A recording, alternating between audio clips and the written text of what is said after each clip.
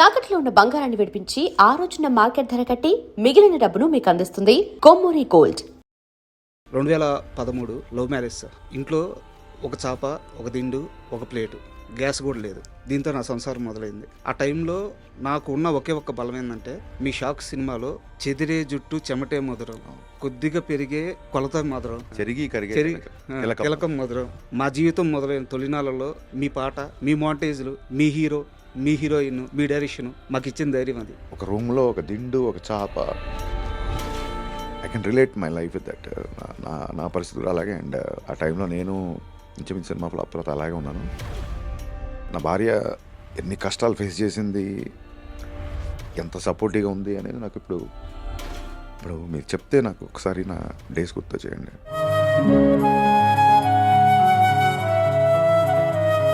ఉస్తాద్ భగత్ సింగ్ అనేది ఎంటర్టైన్ చేసే సినిమా. మీరు ఇలాగా ఎమోషన్తో స్టార్ట్ చేస్తే ఈసారి పెర్ఫార్మెన్స్ బద్దలైపోద్ది. మీ సినిమా టైటిల్స్ కార్డ్స్ పడేటప్పుడు ఫస్ట్ పడేది లిరిక్స్. అవునండి. ఎందుకు అంత ప్రత్యేకంగా లిరిక్ రైటర్స్కి మాత్రమే అంత మొదటి స్థానం ఇస్తున్నాను? మా ఊపిరి నిప్పుల ఉప్పెన, మా ఊహల కత్తుల వంతెన, మా తెప్పకు దిక్కులు పిక్కటిల్లిపోయే రంపంపం, నేడేరా నీకు నేస్తము రేపే లేదు, నిన్నంటే నిండు సున్నరా రానే రాదు. దేవుళ్ళు డైరెక్ట్గా మనతో ఇంటరాక్ట్ అవ్వలేక సంగీతం రూపంలో రాజా గారిని, సాహిత్యం రూపంలో వేటూరు గారిని మనకు పంపించారనేది నా ప్రగాఢ నమ్మకం. నేను అదే ఇల్యూజన్లో ఉంటాను. రామ్ గోపాల్ గారిది ఇంటర్వ్యూలో ఒకసారి ఒక మాట అంటాడు, ఎన్నిసార్లు కొట్టినా చావని పావు రాను అని. ఆ మాట హరీష్ శంకర్కి వర్తిస్తుంది. ఒక పావుని ఎందుకు అన్నిసార్లు కొడతామంటే హాని చేస్తాను. నేను ఎంటర్టైన్ చేసేవాడిని, నాకు పాలు పోస్తారు. బట్ దెబ్బలు తగిలినాయి కదా మీకు. దెబ్బలు తినవాడు ఎవడు? మెత్తని మట్టిలో మొలిచిన మొలగవు కాదు నువ్వు, బండరాళ్ళను బద్దలు కొట్టిన మొండి మొదలు. గబ్బర్ సింగ్ సినిమాలో ఒక డైలాగ్ ఉంటుంది సార్, పసివాడు పవన్ కళ్యాణ్ అయ్యాడు అని చెప్పేసి. ఉస్తాద్ భగత్ సింగ్కి వచ్చేలాగే పవన్ కళ్యాణ్ డిప్యూటీ సీఎం అయ్యాడు. సో హ్యాండిల్ చేసే విధానం మారుద్ది. భయం పెరిగిందా, బాధ్యత పెరిగిందా? శ్రీశ్రీ పద్యానికి, శ్రీశ్రీ వాక్యానికి స్వాగ్తో ఉన్న ఒక ప్యాంటీ షర్ట్ వేసి దానికి ఒక మనిషి రూపం దాలిస్తే దట్ ఈస్ పవన్ కళ్యాణ్. ఆయన సీజ్ ద షిప్ అంటే 2 తెలుగు రాష్ట్రాలు వణిగిపోయినాయి. అలాంటి వ్యక్తి చేత మళ్ళీ పోలీసుగా ఏం చూపించబోతున్నారు, ఎలా చూపించబోతున్నారు, రియల్ లైఫ్లో ఇచ్చిన ఆ ఇంపాక్ట్ని ఎలా మ్యాచ్ చేయబోతున్నారు? సీజ్ ద షిప్ అంటే చాలా ఫేమస్ అయింది. అవును, అది పెట్టాలంటే అవి ఆయన ఎంకరేజ్ చేయరు. పాలిటిక్స్ వేరు, సినిమాలు వేరు. ఆ రెండింటి మధ్య గీతని పవన్ కళ్యాణ్ గారు పోలీస్ డ్రెస్ వేసుకునేది సెకండ్ హాఫ్లోనే. ఫస్ట్ హాఫ్ అంతా వేరే టోన్లో, ఎనర్జీ టోన్లో, ఫ్యాన్స్కి ఎలాగో అలా ఉంటుంది. ఈసారి కాన్ఫిడెంట్గా ఉన్నారా? నేను పర్ఫార్మెన్స్ బద్దలైపోద్ది అని ప్రతిసారి క్యాంపెయిన్ చేస్తామంటే దాని ఉద్దేశం విలన్తో పంచ్ డైలాగ్లో, ఫైట్లో అని కాదు.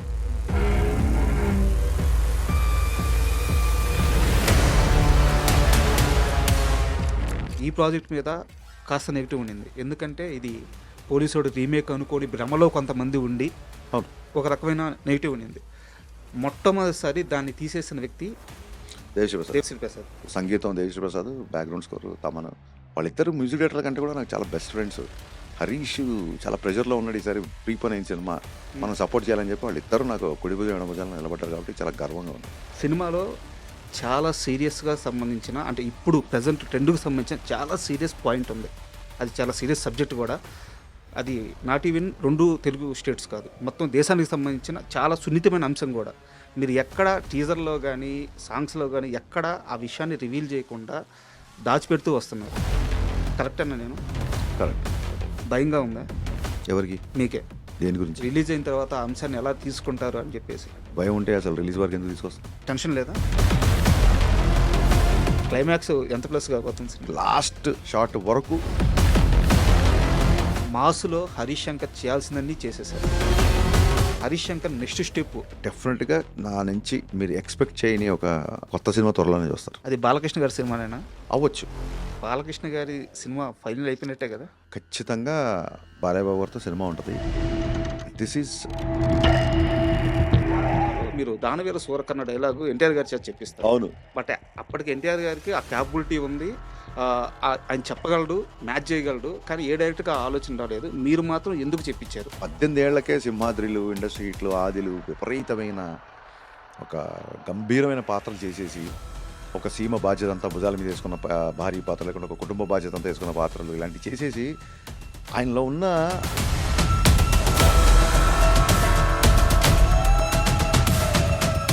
మహేష్ బాబు గారి ఇష్యూలో మీరు క్షమాపణ చెప్పిన తీరు స్ట్రైట్ ఫార్వర్డ్గా నేను ఇలా అన్నాను, ఇది తప్పు, సారీ, అంత స్ట్రైట్ ఫార్వర్డ్గా చెప్తాను.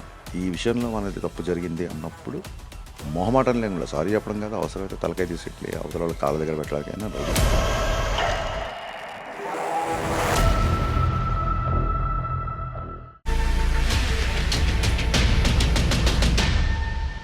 Hi, welcome to my show. ఈ మార్చి 19న ఉస్తాద్ భగత్ సింగ్ ప్రేక్షకుల ముందుకు రాబోతుంది. ఈ నేపథ్యంలో powerful mass director Harish Shankar ఈరోజు మనతో ఉన్నారు. ఆయన అడిగి ఉస్తాద్ విశేషాలు, అలాగే హరీష్ శంకర్ గురించి కొన్ని విశేషాలు తెలుసుకుందాం. హాయ్ సార్, నమస్తే. నమస్కారం సార్. సార్, ఇంటర్వ్యూ స్టార్ట్ చేసే ముందు ఒక 12-13 సంవత్సరాల నుంచి మీరు ఎదురైతే ఒక చిన్న మూమెంట్ షేర్ చేసుకోవాలనుకుంటా ఉన్నాను. అది షేర్ చేసుకొని మనం ఇంటర్వ్యూలోకి వెళ్దాం. Please 2013 love marriage sir. మీద ఓకే. ఇంట్లో ఒక చాప, ఒక దిండు, ఒక ప్లేటు, గ్యాస్ కూడా లేదు. దీంతో నా సంసారం మొదలైంది. ఆ టైంలో నాకు ఉన్న ఒకే ఒక్క బలం ఏంటంటే మీ షాక్ సినిమాలో మధురం మధురం అనే సాంగ్. అంటే ఒక జంట బతకడానికి ఆ జంట కలిసి ఉంటే చాలు, ఇంకేం అవసరం లేదు అనిపించేంత గొప్ప పాట. గుడ్. దాంట్లో కొన్ని లిరిక్స్ ఉంటాయి. చెదిరే జుట్టు చెమటే మధురం, కొద్దిగా పెరిగే కొలత మధురం, ఇది పెరిగి చెరిగి కిలకం మధురం, అండ్ మౌంటేజ్ షార్ట్స్ కూడా. మహానుభావుడు వేటూరు గారు రాశారు ఆ పాట. అందుకే అంత అందంగా ఉంది. ఇన్ని సంవత్సరాల తర్వాత కూడా గుర్తుంది లిరిక్స్. అంటే ఇంత పర్టికులర్గా ఎందుకు చెప్తున్నానంటే సార్, ఈ రోజుకి మేము చాలా ధైర్యంగా బతుకుతున్నాం. మేమిద్దరం, మా ఇద్దరికి ఇంకోటి వచ్చాడు, ముగ్గురం చాలా ధైర్యంగా బతుకుతున్నాం. మా జీవితం మొదలైన తొలినాళ్ళలో మీ పాట, మీ మౌంటేజ్లు, మీ హీరో, మీ హీరోయిన్, మీ డైరెక్షను మాకు ఇచ్చిన ధైర్యం అది. Thank you. అంటే నాకు మీరు చెప్తే గుర్తొచ్చింది. I felt little emotional. నాకు ఎవరు ఎప్పుడు ఇలాగా, అంటే ఆ సినిమా చాలామంది ఫ్యాన్స్ ఉన్నారు, చాలామంది భార్యాభర్తలు, చాలామంది పార్టీస్లో, మీటింగ్స్లో, పెళ్ళిళ్ళలో, రిసెప్షన్లో అలా వచ్చి సార్ మీ షాక్ సినిమా చాలా చాలా ఇష్టం, ఈ పాట చాలా ఇష్టం, ఎంతోమంది కపుల్స్ నాకు సినిమాలు చేశాక. బట్ మీరు చెప్పించి వచ్చేసి చూసారా, ఒక రూమ్లో ఒక దిండు, ఒక చాప. I can relate my life with that. నా పరిస్థితి కూడా అలాగే. అండ్ ఆ టైంలో నేను ఇంచుమించు సినిమా ఫ్లాప్ తర్వాత అలాగే ఉన్నాను. అంటే నా భార్య ఎన్ని కష్టాలు ఫేస్ చేసింది, ఎంత సపోర్టివ్గా ఉంది అనేది నాకు ఇప్పుడు మీరు చెప్తే నాకు ఒకసారి నా డేస్ గుర్తు చేయండి. Thanks for remembering. Thank you. Sorry.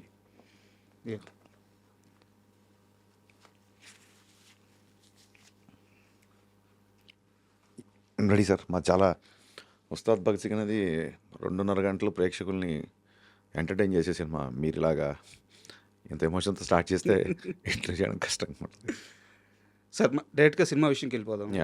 Ustaad Bhagat Singh, మీ ఉస్తాద్ ఎవడు ఇండస్ట్రీలో? అంటే మీ గురువు, మీ టీచరు, మీ బలం? నా ఎవ్రీథింగ్. అంటే గురువు, టీచర్, బలం, నా ఇన్స్పిరేషన్, నా అన్న, నా దైవం. నాకు అదే షాక్ సినిమా పోయిన తర్వాత కూడా నన్ను నమ్మి మళ్ళీ సినిమా ఇచ్చి నన్ను నిల్చోబెట్టి ఇవాళ ఇక్కడ కూర్చోబెట్టి ఏం చేసినా రవితేజ గారండి సార్. మనకు ఉస్తాదు సంబంధించి ఆరా సాంగ్ ఒకటి రిలీజ్ చేశారు. అవును. పవన్ కళ్యాణ్ గారి ఆరాని తొలిసారి హరీష్ శంకర్ చూసిన క్షణం ఏంటి? బీహెచ్ఎల్లో తమ్ముడు ఉన్న తొలి ప్రేమ షూటింగ్ జరిగినప్పుడు తొలిసారి ఆయన డైరెక్ట్గా చూశాను. అంతకుముందు ఐ థింక్ సంజీవయ్య గార్డెన్లో అక్కడమ్మ ఇక్కడ పోయి ఓపెనింగ్ కూడా వెళ్ళాను, కానీ అప్పుడు సరిగ్గా చూడలేకపోయాను. చాలా క్రౌడ్, పోలీసులు, హడావుడి ఉండేది. ఆయన సినిమా అక్కడమ్మ ఇక్కడ పోయి ఓపెనింగ్ అక్కడ జరిగింది. సార్, బట్ బీహెచ్ఎల్లో చాలా తృప్తిగా ఒక 20-30 రోజులు పెద్ద పెద్ద షెడ్యూల్స్ చేశారు. 2 సినిమాలు అక్కడ చూశాను. బట్ నేను యాజ్ అ డైరెక్టర్గా ఆయన ఫస్ట్ టైం కలిసింది ఆయన ఫామ్ హౌస్లో మిరపకాయ కట్ చేయడానికి వెళ్ళినప్పుడు. ఒక బ్లూ డెనిమ్ జీన్స్, డెనిమ్ ప్యాంట్స్లో ఆయన్ని ఫస్ట్ టైం చూశాను. 1.5-2 గంటలు స్పెండ్ చేశాను. అది ఫస్ట్ మెమరీ. గబ్బర్ సింగ్ సినిమాలో డైలాగ్ ఉంటుంది సార్, పసివాడు పవన్ కళ్యాణ్ అయ్యాడు అని చెప్పేసి. ఉస్తాద్ భగత్ సింగ్కి వచ్చేలాగే పవన్ కళ్యాణ్ డిప్యూటీ సీఎం అయ్యాడు. సో హ్యాండిల్ చేసే విధానం మారుద్ది. భయం పెరిగిందా, బాధ్యత పెరిగిందా? బాధ్యత పెరిగిందండి. భయం ఎప్పుడూ లేదు. ఆయన ఎవరిని భయపెట్టాడు. ఫస్ట్ ఆఫ్ ఆల్ ఆయన అందరితో సరదాగా నవ్వుకుంటూ ఉండే వ్యక్తి. ఆశ్చర్యం ఏంటంటే అప్పటికి ఇప్పటికి ఆయన ఏం మారలేదు. ఆయన చుట్టూ ఉన్న ప్రోటోకాల్ మారింది అంతే. సో డెఫినెట్గా రెస్పాన్సిబిలిటీ ఉంది. చాలామంది అన్న ఐటమ్ సాంగ్ అంటుంటారు. ఈ డిప్యూటీ సీఎం ఒక ఐటమ్ గా వెనకాల డ్యాన్స్ చేయడం ఆలోచించండి రా బాబు మీరు కొంచెం. అది అలాంటి కొన్ని కన్సర్న్స్, కొన్ని రెస్పాన్సిబిలిటీస్ తీసుకున్నాం. మీరు సాంగ్స్లో చూస్తే కూడా ఈవెన్ ఆయన బ్లాక్ బ్లేజర్లో అంత డ్యాన్స్ చేసినా సరే దాంట్లో యువతకి ఒక మంచి మెసేజ్ ఉంది. కరెక్ట్. సిచ్యువేషన్లో కూడా శ్రీలీల కొంచెం లోలో ఉన్నప్పుడు అమ్మాయిని కొంచెం చీరప్ చేయడానికి వచ్చే సాంగ్. నీ పెదవిలోన ఉన్న జాగా నువ్వు నవ్వుకోవడానికేగా, నీ కాలి కింద ఉన్న నేల నీ సొంతం అంటే నమ్మవేలా, కరెక్ట్. ప్రాబ్లమ్స్ వస్తే క్యూలు కట్టి పంపించేద్దాం సావగొట్టి పోరాడితే పోయేదేంటి. అవును. So even though it's duet, it's dance number కూడా ఒక యూత్కి ఒక మంచి ఒక ఉత్సాహభరితమైన గో అండ్ గెట్ ఇట్ అనే ఒక యాటిట్యూడ్ అందులో మెయింటైన్ చేసాం. అలాగే ఎత్తరా కాలర్ తీసుకున్నా సరే ఎక్కడో బ్యాక్ ఆఫ్ ద మైండ్ ఉంటుంది. అది ఆయన డిప్యూటీ సీఎం అయ్యారని కాదండి, ఆయన ఖుషి అప్పుడే ఏ మేరా జహా తెరా కామ్ క్యా హై అని ఆమెన్ ఇండియన్ అనే బద్రీలో ఆ సామాజిక స్పృహ, ఆ జాతీయతావాదం, ఆ భావజాలం ఆయనకి చిన్నప్పటి నుంచి ఉంది. అదే పాలిటిక్స్లోకి వెళ్ళడానికి పుష్ చేసి ఉంటుంది. అలాగే జరిగింది. బట్ సినిమాలో ఇలాంటి కైండ్ ఆఫ్ సాంగ్స్ నేనేదో కొత్తగా పెట్టానట్లేదు. That suits for him. Sir ఆయన నుంచి ఏదైనా చెబితే వినాలనుకుంటాం. అందుకే ఆ 2 సాంగ్స్, ఇది మాస్ నెంబర్ అయినా అది డ్యాన్స్ నెంబర్ అయినా రెండిట్లలో కూడా మీరు అందులో కూడా చాలా ఇన్స్పిరేషన్ ఉంటుంది. తుపాకీలో తూటాల రెడీగానే ఉండాలా, ధనాధన పేల్చి తుప్పు రేగొట్టే టైం వస్తే ధనాధన పేలాల, కోట మీద జెండాల పొగరే నీలో ఉండాలా. ఏదైనా సరే ఒక యూత్ దాన్ని ఏమంటారు, ఒక ఉత్సాహంతో ముందుకి ఉరకలు వేసేలాగా ఒక శ్రీశ్రీ, నేను ఇందాక చెప్పాను ఇంటర్వ్యూలో, శ్రీశ్రీ పద్యానికి శ్రీశ్రీ వాక్యానికి స్వాగ్తో ఉన్న ఒక ప్యాంటు షర్ట్ వేసి దానికి ఒక మనిషి రూపం దాలిస్తే that is Pawan Kalyan. And మనం కన్వర్జేషన్ తెలియకుండానే లిరిక్స్ మీదకి వెళ్ళిపోతుంది కాబట్టి నా దగ్గర ఇంకో స్పెషల్ క్వశ్చన్ ఉంది సార్. చెప్పండి. మీ సినిమా టైటిల్స్ కార్డ్స్ పడేటప్పుడు ఒక షాక్ తప్పించి మిగతా అన్ని సినిమాలు చాలా వరకు ఫస్ట్ ఆ టైటిల్ కార్డ్స్లో ఫస్ట్ పడేది లిరిక్స్. అవునండి. అవును. ప్రతి సినిమా, అవును. ఏ సినిమాకి అలా వేయరు. అవును. ఎందుకు అంత ప్రత్యేకంగా లిరిక్ రైటర్స్కి మాత్రమే అంత మొదటి స్థానం ఇస్తున్నారు? ఏం లేదండి, నాకు సరస్వతి ఉన్నవాళ్ళు ఎవరైనా సరే నేను సాష్టాంగ నమస్కారం చేసి మోకరు వెళ్తాను. అందులోనూ నాకు చిన్నప్పటి నుంచి నాన్నగారు తెలుగు టీచర్ అవడం వల్ల చిన్న పుస్తకాలు, సాహిత్యం టచ్ ఉంది. నా ఆఫీస్లో నా పూజ గదికి ఒక పక్క ఇళయరాజా గారు, ఒక పక్క వేటూరు గారు ఉంటారు. అంటే దేవుళ్ళు డైరెక్ట్గా మనతో ఇంటరాక్ట్ అవ్వలేక సంగీతం రూపంలో రాజా గారిని, సాహిత్యం రూపంలో వేటూరు గారిని మనకు పంపించారనేది నా ప్రగాఢ నమ్మకం. నేను అదే ఇల్యూజన్లో ఉంటాను, నేను అదే ట్రాన్స్లో ఉంటాను. అదే నన్ను ముందుకు తీసుకెళ్తుంటుంది. అదే నాకు అంటే ఇప్పుడు మీరు అన్నారు సార్, షాక్ సినిమా లిరిక్స్తో మీ యొక్క దాంపత్యం స్టార్ట్ అయింది అని. అలాగా నాకు నేను ఎప్పుడు లోలో ఉన్నా లేదా ఎప్పుడు నాకు ఎనర్జీ అవసరమైనా నాకు ఏదో రూపంలో చూడండి, ఒక భగవద్గీత తీస్తే ఒక శ్లోకం మనల్ని గైడ్ చేస్తుంది అంటారు చూసారా, అలాగే ఏదైనా పాట పెడితే నాకు వేటూరు గారు గైడ్ చేస్తారు నన్ను.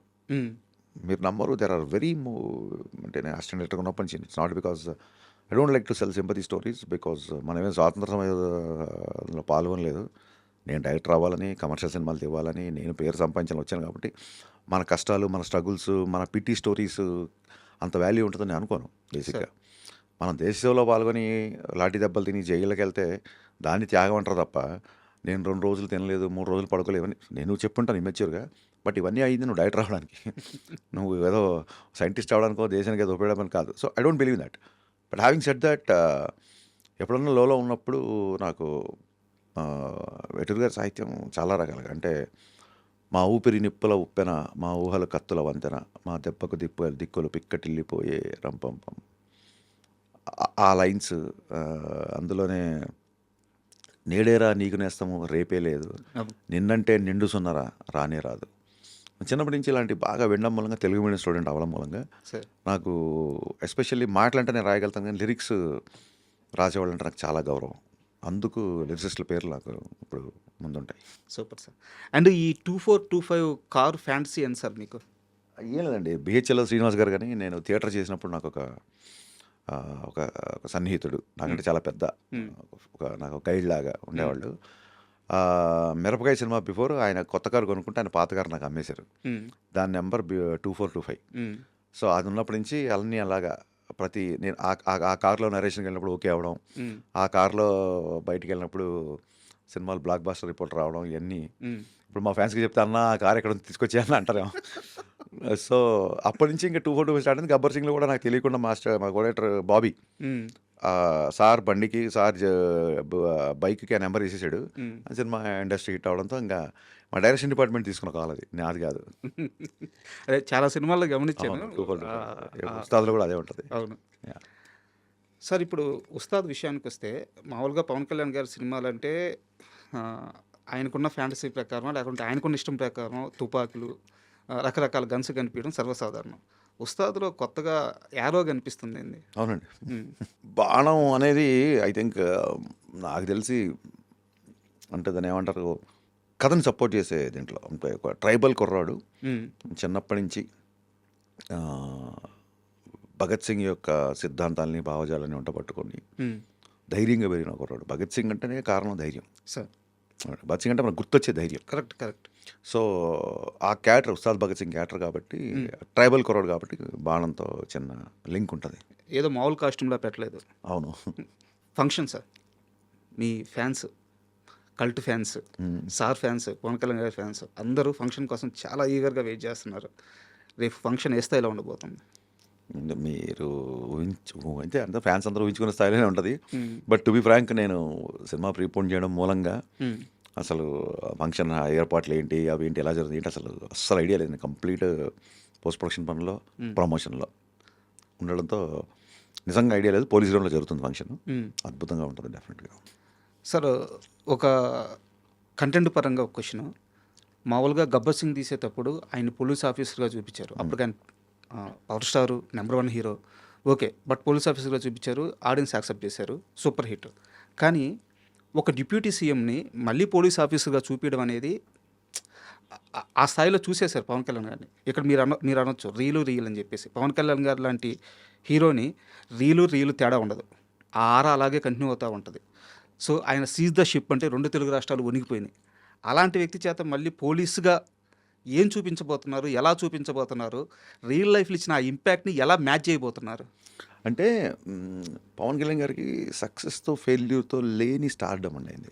అది మీకు తెలుసు.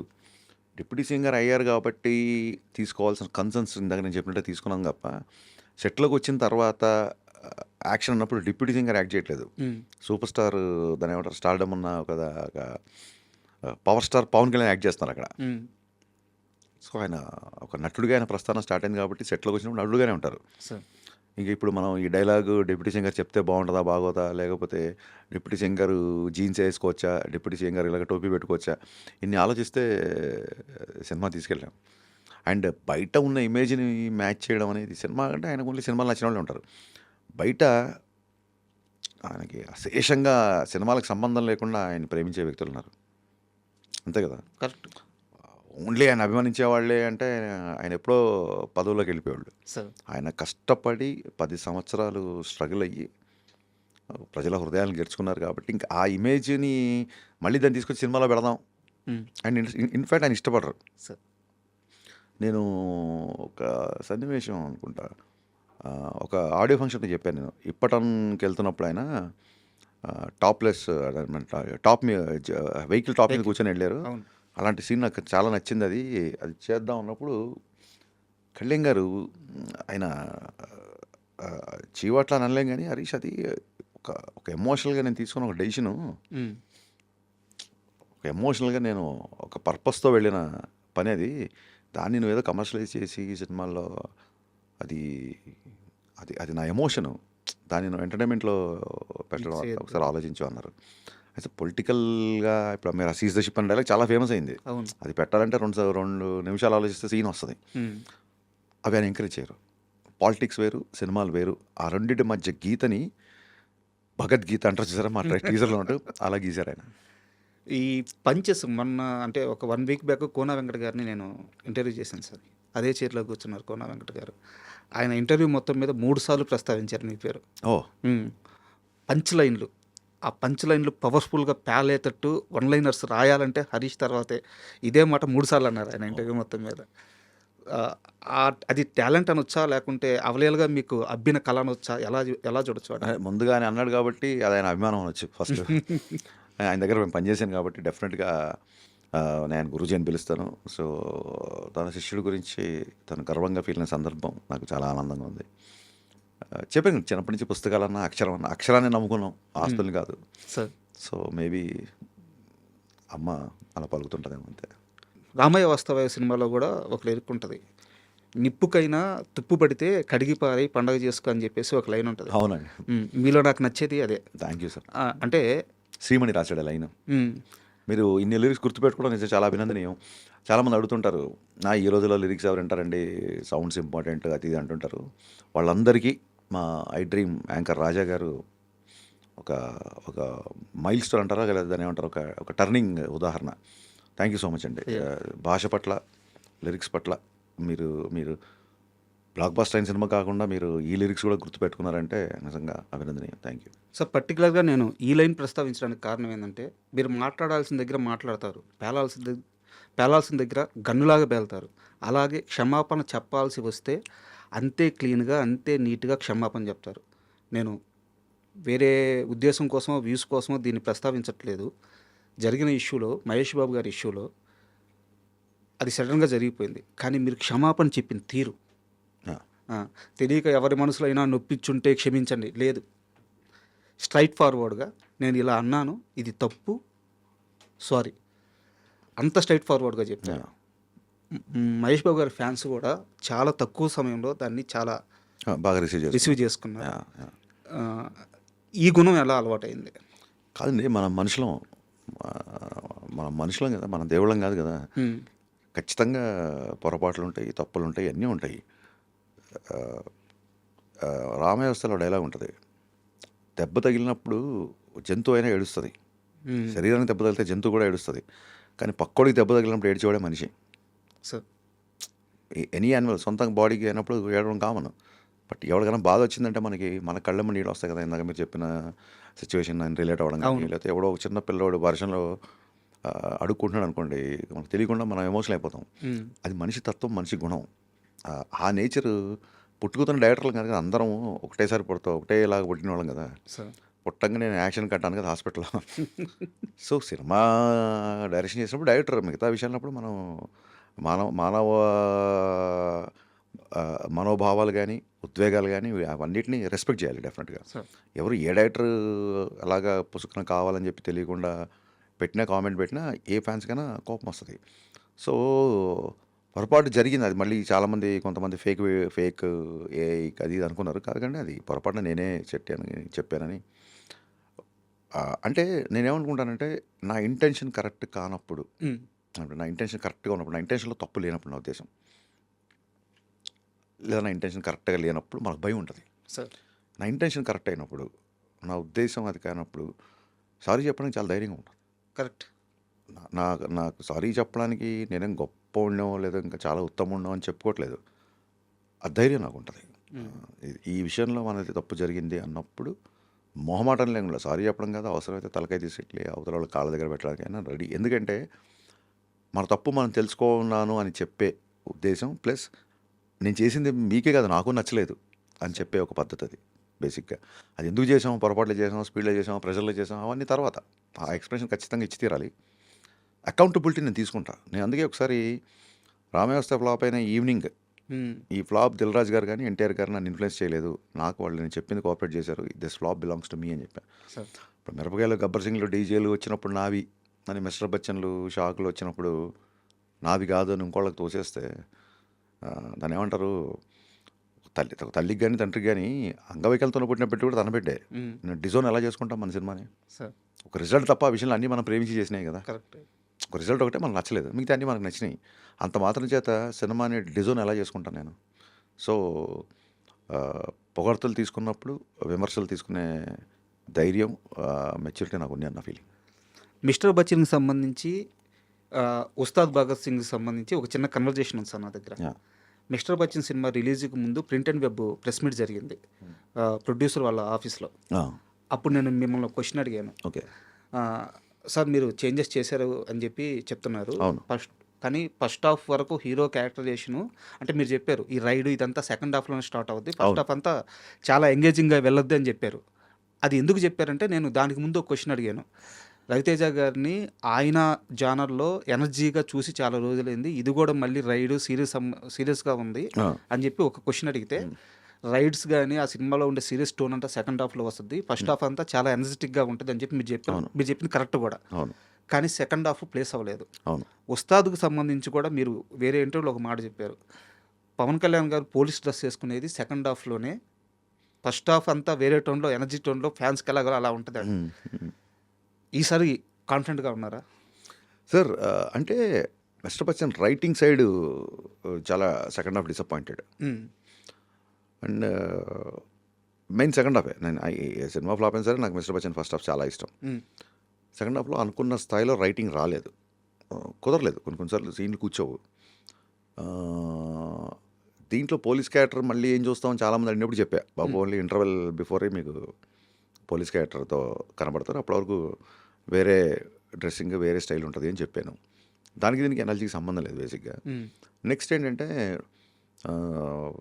లాస్ట్ సినిమా సెకండ్ హాఫ్ సరిగ్గా లేదు కదా అని చెప్పి ఈ సినిమా అంతా ఎలా వర్క్ చేసాం, ఈసారి అక్కడ సెకండ్ హాఫ్ అలా నేను పర్ఫార్మెన్స్ బద్దలైపోద్ది అని ప్రతిసారి క్యాంపెయిన్ చేస్తామంటే దాని ఉద్దేశం విలన్తో పంచ్ డైలాగ్లో ఫైట్లో అని కాదు. హ్మ్. ఆయన యొక్క చేసే ఇంటెన్స్ ఎమోషన్ సీన్స్ సెకండ్ హాఫ్లో ఎక్స్ట్రాడనరీగా ఉంటాయి.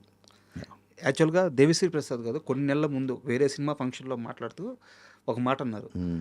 నాకు హరీష్ శంకర్ 2 సీన్‌లు చూపిచ్చాడు. మామూలుగా పవన్ కళ్యాణ్ సినిమా అంటే అందరూ చెప్పేదే అదిరిపోయింది, పగిలిపోయింది, ఇలా అందరూ చెప్పినట్టే నేను చెప్తున్నాను మీరు అనుకోవద్దు. ఆ సీన్స్‌లో ఉన్న ఇంటెన్స్, ఎమోషన్ అద్భుతంగా తీశారు. చాలా బాగా వచ్చిందని చెప్పి ఫస్ట్ రోజు ఆయన ఆ స్టేట్మెంట్ ఇచ్చారు. మీకు అప్పటికి సినిమా మీద అంటే ఓపెన్‌గా చెప్తున్నాను, ఈ ప్రాజెక్ట్ మీద కాస్త నెగెటివ్ ఉండింది. ఎందుకంటే ఇది పోలీసోడు రీమేక్ అనుకోని భ్రమలో కొంతమంది ఉండి అవును. ఒక రకమైన నెగెటివ్ ఉండింది. మొట్టమొదటిసారి దాన్ని తీసేసిన వ్యక్తి దేవిశ్రీ ప్రసాద్. దేవిశ్రీ ప్రసాద్. మీరు చూసారా ఆ వీడియో అది? చూశాను. హ్మ్. చూశాను.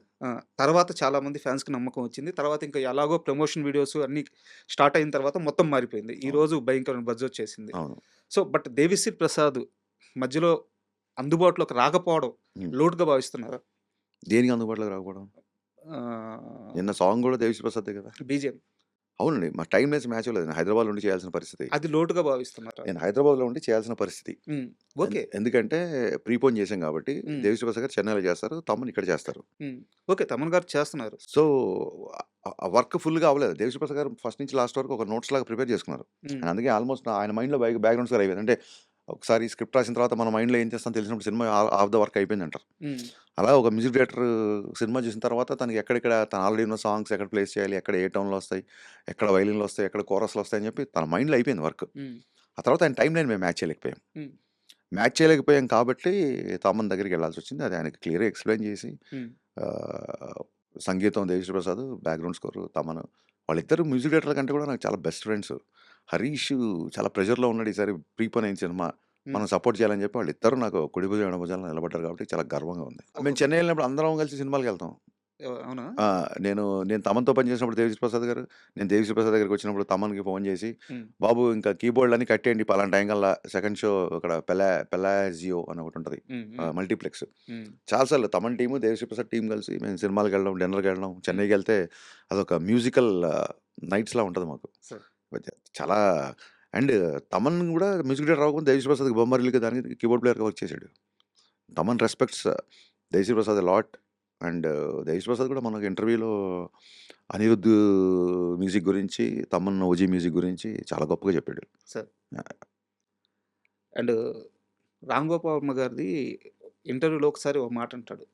అది సినిమాలో ఉందో లేదో నాకు తెలీదు గానీ, ఎన్ని సార్లు కొట్టినా చావని పావురా నువ్వు అని. హ్మ్. ఆ మాట హరీష్ శంకర్‌కి వర్తిస్తుందా? అంటే బహుశా వాళ్ళ తాలూకు ఎక్స్పీరియన్స్, వాళ్ళ తాలూకు దెబ్బలు అంత అంటే మరీ ఆహ్, అంటే ఆ ఎనాలజీ కరెక్టే అన్ని అన్ని సందర్భాల్లో సూట్ అవ్వదు. హ్మ్. బేసిక్‌గా ఒక పావుని ఎందుకు అన్ని సార్లు కొడతామంటే హాని చేస్తదని. హ్మ్. నేను నేను ఎంటర్‌టైన్ చేసేవాడిని. నాకు పాలు పోస్తారు. బట్ దెబ్బలు తగిలినాయి గదా మీకు. ఎవరికి తగలేదు సార్? మీకు తగలేదా? ఇంటర్వ్యూ చేసి మీకు తగలేదా? హ్మ్. ఈ స్థాయికొచ్చి మీరు కూర్చొని ఇంటర్వ్యూ చేస్తున్నారు. మీకు తగిలినప్పుడు ఇంటర్వ్యూ చేయని వ్యక్తికి నాకు డెఫినెట్‌గా ఇంటూ ఎక్సే ఉంటాయి కదా నాకు కూడా. దెబ్బలు తిననోడు ఎవడు? దెబ్బలు తినకుండా అందుకే కదా మా పాటలో లైన్ రాసాం.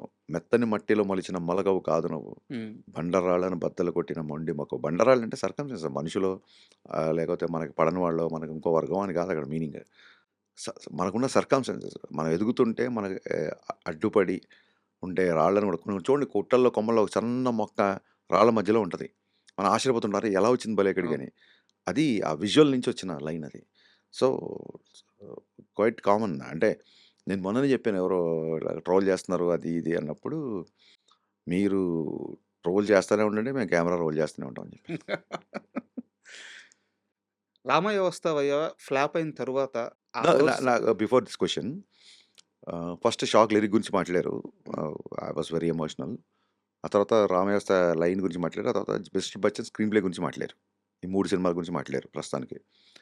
నాకు 'మిరపకాయ' అనే ఒక సంక్రాంతి బ్లాక్ బస్టర్ ఉంది. 'డీజే' అనే ఒక టైంలో ఆ టైంలో అల్లు అర్జున్ హైయెస్ట్ ఉంది. అవును సార్. 'గద్దలకొండ గణేష్' అని వరుణ్ తేజ్ ఉంది.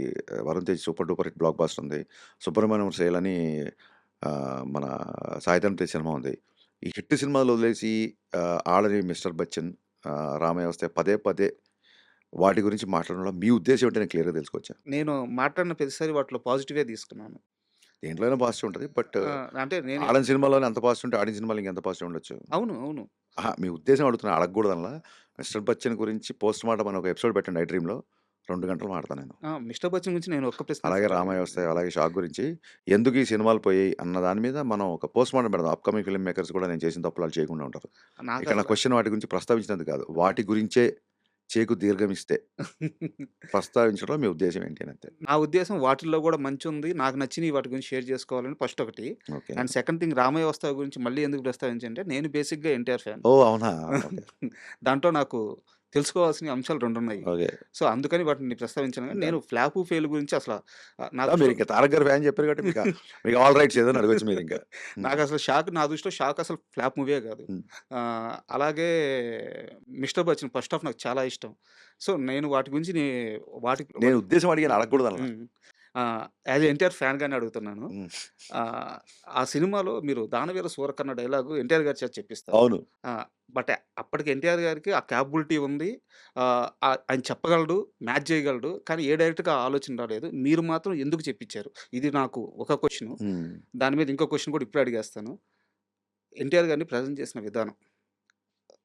అటు నడుచుకుంటా పోతున్నప్పుడు షర్ట్ ఇలా అంటే మీరు బ్యాక్ షాట్ పెట్టినప్పుడు ఆ షర్ట్ గాలి కట్టలేస్తది. అవును. అంత స్టైలిష్‌గా, హ్మ్. అంత సూపర్‌గా ఎన్టీఆర్‌ని అప్పటి వరకు ఎవరు చూపించలేదు. అవును. నాకు ఈ 2 ప్రశ్నలకు సమాధానం చెప్పండి. అదే బాగా చూపించినందుకు దానికి అది ప్రశ్న ఎలా అవుతది? కాంప్లిమెంట్ అవుద్ది. మీరు చెప్పిన రెండో సెంటెన్స్ అనేది కాంప్లిమెంట్. హ్మ్. నాకు 'తారక్' గారు నేను 'మిరపకాయ', 'గబ్బర్ సింగ్' కంటే ముందు నుంచి నన్ను విపరీతంగా ఎంకరేజ్ చేసిన హీరోల్లో ఆయన ఒకళ్ళు. హ్మ్. నేను 'అదుర్స్‌కి' వినాయక్ గారి దగ్గర పనిచేశాను. హ్మ్. అప్పటి నుంచి నాకు ఆయన బాగా క్లోజ్. అంతకంటే ముందే ఆయనకి నేను ఎమ్మెల్యే అని కథ చెప్పాను. హ్మ్. ఎందుకు అంత యంగ్‌గా చూపించారంటే నేను యంగ్‌గా చూపించలేదు. ఆ సినిమా అయినప్పుడు ఆయన చాలా యంగ్, ఇప్పటికి యంగే. విషయం ఏంటంటే 18 ఏళ్లకే 'సింహాద్రిలు', ఇండస్ట్రీ హిట్లు, 'ఆదిలు' విపరీతమైన ఒక గంభీరమైన పాత్రలు చేసేసి, ఒక సీమ బాధ్యత అంతా భుజాల మీద యేసుకున్న భారీ పాత్ర లేకుండా ఒక కుటుంబ బాధ్యత అంతా యేసుకున్న పాత్రలు ఇలాంటివి చేసేసి, ఆయనలో ఉన్న ఒక ఆ ఆ యవ్వనం దాన్నేమంటారు? ఆ యూత్ అది ఎవరు ట్యాప్ చేయలేదు అప్పటి వరకు నాకు చాలా స్ట్రాంగ్ ఫీలింగ్. హ్మ్. అండ్ ఆయన భయంకరమైన ఏమంటారు? సెన్స్ ఆఫ్ హ్యూమర్ మనం అసలు ఆయనతో ఉంటే నవ్వుతూనే ఉంటాడు. మనకు జోక్ చెప్తే మామూలోళ్ళు మామూలు నవ్వుతే ఆయన ఒక 2 నిమిషాలు నవ్వుతారు. అదే ఇది గదా! ఆయన యాంగిల్. మీరు 'రామయ్య వస్తే' ఆడియో ఫంక్షన్‌లు చూసుంటే ఓన్లీ ఎన్టీఆర్ గారి నవ్వులతో ఒక ఏవీ చేసాం. హ్మ్. అది రాజమౌళి గారికి బాగా నచ్చింది. మేము ఎప్పుడూ అనుకుంటుంటాం 'తారక్' స్మైల్ చాలా బావుంటుంది. ఎవరు కట్ చేయలేదు హరీష్ భలే కట్ చేసావు అని చెప్పి ఆయన కాంప్లిమెంట్ ఇచ్చారు. అవును. సో, అండ్ ఎక్కడో ఒక బీహెచ్ఎల్‌లో ఒక స్టూడెంట్ లైఫ్ బాగా గడపడం మూలంగా అసలు నేను ఎప్పుడు టైగర్ అని పిలుస్తా. టైగర్‌ని ఎవరు ఇట్లా చూపించలేదు కదా! అని చెప్పి మీరు చెప్పిన ఆ స్టైలింగు, ఆ డ్రెస్సింగ్ ఇదంతా నిన్ననే జీవితో ఇంటర్వ్యూ చేసిన ఐల్ బ్రెయిన్ జీవితో ఇంటర్వ్యూ చేసినప్పుడు జీవి అన్నాడు. ఫస్ట్ హాఫ్ అయిపోగానే all NTR needs is a right director and Harish Shankar touches the right card అని చెప్పి కొట్టగా నేను ఫోన్ అలా వేసేసి కొట్టేసాం అనుకున్నాను. సెకండ్ హాఫ్ చూసాక ఎవరు మెసేజ్ లేదు. సో, అదే ఒక చిన్న స్క్రిప్ట్‌లో అప్పటికే వేరే సినిమాలు వచ్చి మేము అనుకున్న సెకండ్ హాఫ్ ఆ సినిమాకి మ్యాచ్ అయ్యి దాన్ని షూటింగ్ స్టార్ట్ అయ్యాక సెకండ్ హాఫ్ మార్చాల్సి వచ్చి హ్మ్. అలా జరిగింది. అండ్ 'దానవీర శకునం' డైలాగ్ ఏంటంటే ఎన్టీఆర్ గారి వాచకం అద్భుతం అని నేను కొత్తగా చెప్పాల్సిన అవసరం లేదు. గద ఫైట్ ఆల్రెడీ సినిమాలో ఉంది రాసుకున్నాము. దానికి ఒక లీడ్ కావాలి. ఓకే. ఊరికే గదతో కొడితే ఏం బాగుంటుంది. ఒక లీడ్ కావాలి అని చెప్పి సీనియర్ ఎన్టీఆర్ గారి తర్వాత మళ్ళీ అంత వాచకం ఈయన వల్ల అవుతుంది అన్న దాంతో, and it's my favourite monologue. అంటే ఎన్టీఆర్ గారు కర్ణుడి పట్టాభిషేకం గురించి చెప్పే డైలాగులు ఏవైతే ఉన్నాయో అవి నాకు తెలిసి ప్రపంచంలో ఏ యాక్టర్ మళ్ళీ ఎప్పుడు అలా చెప్పలేడు నా స్ట్రాంగ్ ఫీలింగ్. అది ఒక లైబ్రరీలో ఎవరన్నా యాక్టింగ్ క్లాసెస్లో ఒక లెసన్ గాను ఒక పాఠంగా పెట్టాల్సిన సీన్ అది. సూపర్. అది కొండవీటి వెంకటగా అనుకుంటే డైలాగులు రాసింది. అవును సార్. ఆయన ఆ డైలాగులు రాయడము, ఆ సింగిల్ టేక్లో ఆయన చేయడము, ఆ కిరీటాన్ని వర్ణించే డైలాగులు ఉంటుంది, నేను చెప్పే ధైర్యం కూడా చేయను. అంత అద్భుతంగా నా ఫేవరెట్ డైలాగు. ఆయన మనోడితోనే సినిమా తీసే అవకాశం వచ్చినప్పుడు ఇంకా ఆయనకి పెట్టకపోతే ఎవరికి పెడతాం. ఈ టచ్లే హరీష్ శంకర్. ఉస్తాద్కు సంబంధించి, ఉస్తాద్ భగత్ సింగ్ సంబంధించి మీరు ఎవరు చెప్పారు, ఎలా తెలిసింది అడగకపోతే మీ సోర్సెస్ని అడగలండి. సినిమాలో చాలా సీరియస్గా సంబంధించిన, అంటే ఇప్పుడు ప్రజెంట్ ట్రెండ్కి సంబంధించిన చాలా సీరియస్ పాయింట్ ఉంది. అది చాలా సీరియస్ సబ్జెక్ట్ కూడా. అది నాట్ ఈవెన్ 2 తెలుగు స్టేట్స్ కాదు, మొత్తం దేశానికి సంబంధించిన చాలా సున్నితమైన అంశం కూడా. మీరు ఎక్కడ టీజర్లో కానీ సాంగ్స్లో కానీ ఎక్కడ ఆ విషయాన్ని రివీల్ చేయకుండా దాచిపెడుతూ వస్తున్నారు. కరెక్ట్ అన్నా నేను? కరెక్ట్. ఎందుకు? దాచాల్సిన విషయం కాబట్టి దాచుతాం, చెప్పాల్సిన విషయం కాబట్టి చెప్తాం. గరికపాటి గారు ఏమన్నారు, ఒక మంచి మాట మైక్లో చెప్పాలి, చెడ్డ మాట చెవిలో చెప్పాలన్నారు. ఇది చెప్పేస్తే చెడు అయిపోద్ది, అంటే దాని ఆడియన్స్కి థ్రిల్ తీసేయడం అంటే అది కాబట్టి దాన్ని దాచాం. ఆ సున్నితమైన అంశం నాకు తెలుసు. డైరెక్ట్గా అడుగుతున్నాను, డైరెక్ట్గానే సమాధానం చెప్పండి. భయంగా ఉందా? ఎవరికి? మీకే. దేని గురించి? రిలీజ్ అయిన తర్వాత ఆ అంశాన్ని ఎలా తీసుకుంటారు అని చెప్పేసి. భయం ఉంటే అసలు రిలీజ్ వరకు ఎందుకు తీసుకొస్తాం? టెన్షన్ లేదా? సెన్సార్ కూడా అయిపోయినాక టెన్షన్ ఉంటుంది. అంతేనా? ఆ విషయంలో మాత్రం నాకు కొంచెం టెన్షన్గా ఉంది విన్నాక, బట్ మీ మీద నమ్మకం ఉంది. మీరు టెన్షన్ పడేంత పెద్ద మ్యాటర్ ఏం కదా. అయితే మీకు రాంగ్ ఇన్ఫర్మేషన్ వచ్చి ఉంటుంది, లేదా ఇన్ఫర్మేషన్ రావాల్సిన దాన్ని మించి ఇంకా మిమ్మల్ని ఎగ్జైట్ చేయడానికి, ఇంప్రెస్ చేయడానికి చెప్పిన వాళ్ళు ఇంకో 2 ఎక్కువ చేసి ఉంటారు. ఓకే. అండ్ మొత్తం షూటింగ్లో సార్, అంటే మళ్ళీ అనుకునేదే, ఆయన కొంచెం పవన్ కళ్యాణ్ గారు పాలిటిక్స్కి వెళ్ళిపోయి కొంచెం సినిమా పక్కకు వచ్చేసి ఓజీ లాంటి హిట్ కొట్టినా సరే, ఈ మొత్తం ప్రాసెస్లో ఏదో ఒక రోజు విపరీతమైన ఎగ్జైట్ అయిన డే ఉంటుంది కదా ఆయనకి. హరీష్ భలే ఉందబ్బా ఇది, ఆ మూమెంట్ చెప్పండి సార్. నేను చెప్తే అతిగా ఉంటుందండి. అండ్ ఆయన 2 రోజులకు ఒకసారి ఎగ్జైట్ అయ్యేవాళ్ళు అలాగా. అవునా? సాంగ్ వినగానే బాగా ఎగ్జైట్ అయ్యారు. దేక్లేంగే చాలా విన్నప్పుడు ఎత్తరా కాలర్ లోపలికి వచ్చిన తర్వాత సెట్ చూశారు. Biggest set ever in Telugu states అని చెప్పొచ్చు. ఆనంద్ సాయి గారు ఏమాత్రం సీజీ ఎక్స్టెన్షన్స్ లేకుండా ప్రతి ఇటుక, ప్రతి కలరు, ప్రతి మొక్క ఆయన సొంతం కష్టపడేసిన సెట్. సో ఆ సెట్ చూసి, ఆ లైటింగ్ చూసి బాగా ఎగ్జైట్ అయ్యారు. అండ్ రోజు ఒక ఫన్ డైలాగ్, ఒక సీరియస్ కాన్ఫ్లిక్ట్, ఒక సెట్ అయ్యారు, ఒక మంచి సాంగ్. ఇంకోటి మీరు చూస్తే మా మేకింగ్ వీడియోలు చూస్తే పవన్ కళ్యాణ్ నవ్వుతూనే ఉంటారు మా సెట్. అవును. So he's to enjoy lot. మా అంబియన్స్ ఆయన అంతా ఎంజాయ్ చేసేవాళ్ళు కాబట్టి ఒక్కరోజు కాదు, రోజుకు ఒకసారి ఎగ్జైట్ చేసాం ఆయన. మీకు పవన్ కళ్యాణ్ గారి విషయంలో ఎంత తీసుకున్నా, ఎంత చేసినా సంతృప్తి అనేది ఉండదు. ఏ సినిమాలో లేని డ్యాన్స్ మూమెంట్స్ మీ సినిమాలో ఉంటాయి. ఆయన యాక్చువల్గా గ్రూప్ డ్యాన్సర్స్తో స్టెప్స్ వేయడానికి అంత పెద్దగా ఇష్టపడరు ఆయన. ఇప్పుడు ఈ సినిమాలో ఉస్తాద్లో తీసుకుంటే 500 మందితో ఒక సాంగ్, 1500 మందితో ఇంకో సాంగ్ ఉంది. హరీష్ శంకర్కి మాత్రమే ఇది సాధ్యం అవుద్దా? హరీష్ శంకర్ చెప్తేనే పవన్ కళ్యాణ్ గారు చేస్తారా? ఏం జరుగుతుంది అసలు? అది దాన్ని ఏమంటారు, చాలామంది అడుగుతుంటారు. అది ఆయన మీద చూపిస్తున్న దయ, జాలి, కరుణ. హరీష్ నన్ను ఇలా చూస్తున్నాడు, అలా ఎప్పటి నుంచో దాని గురించి అలా కూర్చొని ఉన్నాడు. సరే ఏమడుతున్నాడు, 2 డ్యాన్స్లే కదా ఇచ్చేద్దాం అని ఆయనకున్న దయాగుణం అని చెప్పొచ్చు. బట్ ఆయన బాడీలో రిథమ్ ఉండదండి. బాడీలో ఒక అద్భుతమైన రిథమ్ ఉండదు. Basic is a music lover. పాత పాటలు మీరు చెప్తే నమ్మరు. సెట్లో ఆయన వినే పాటలు బ్లాక్ అండ్ వైట్ ఘంటసాల పాటలు, సావిత్రి గారి పాటలు వింటారు. ఓకే. అలా అని చెప్పి మోడర్న్ థింగ్స్ తెలియని కాదు. అసలు English songs, Hindi songs start చేసింది ఆయన సినిమాలో. ఆ ట్రెండే అయింది కదా. మ్యూజిక్ మీద ఆయనకున్న లవ్ అనొచ్చా, నాలెడ్జ్ అనొచ్చా, అది అనంతం. అందుకే నేను ఆయన దగ్గర ఒక ట్యూన్ తీసుకెళ్ళేటప్పుడు ఇది ఓకే అవుద్దా అని టెన్షన్ నాకు ఉండదు. ఎందుకంటే సహజంగా నాకు మ్యూజిక్ అంటే ఒక టేస్ట్ ఉంటుంది. నాకు ఒక పాట నచ్చింది, ఖచ్చితంగా ఆయనకు నచ్చుతుంది. నాకు ఆయనకి 2 సినిమాలు చేసి ఇప్పుడు 9 పాటల్లో, గబ్బర్ సింగ్లో 5, ఇందులో 4 పాటల్లో ఏ ట్యూన్ ఆయన రిజెక్ట్ చేయలేదు ఎప్పటివరకు. మన అన్ని బ్లాక్ బస్టర్ సాంగ్స్ మావి.